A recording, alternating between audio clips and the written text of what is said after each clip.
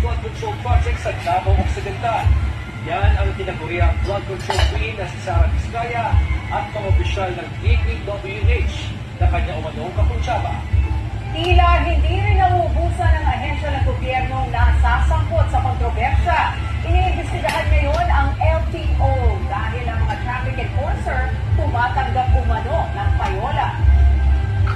Magandang gabi, ako si George Caniles. Ako naman si Ann Asis Canigo. Mapapanood tayo sa BTV 31, Signal Channel 24, Blast TV, Samsung TV Plus at TCL Channel.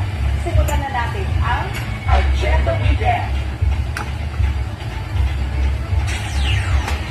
Manhunt Operation laban sa tinaguriang flood control queen Sara Vizcaya at mga kapwa-akusado. Mas pinaigting pa, intelligence at tracker teams ng PNP pinagana. Umano'y padulas sa mga tauhan ng LTO, pinaiimbestigahan na ng DOTR. Pagbibigay ng guarantee letters ng mga politiko, dapat na raw tigilan ayon sa isang health advocate. 25 individual patay sa sunog sa isang nightclub sa India. Get ready for the fireworks. Top superstar Katy Perry at former Canadian Prime Minister Justin Trudeau, IG official na.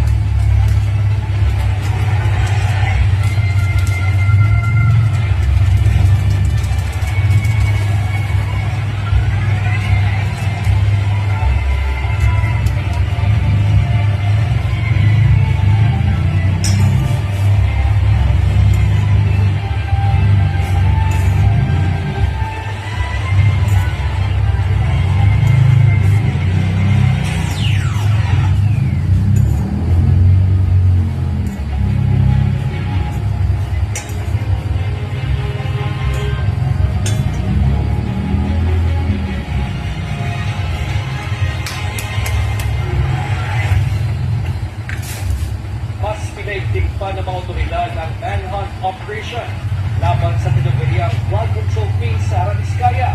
Kaugnay yan sa umano'y 95.6 billion peso ghost project sa Davao Occidental. Narito ang Agenda Weekend Report ni Charmaine Abong ng Abante. I have directed the ALG and the PNP to ensure that they know the whereabouts of Vizcaya at nung iba pa para paglabas ng arrest warrant ay ma-arresto sila kagad. Isa pa lang ito, marami pa tayong ipapakulong at marami pang magpapasok sa kulungan. December 5, nang atasan ni Pangulong Ferdinand Marcos Jr. ang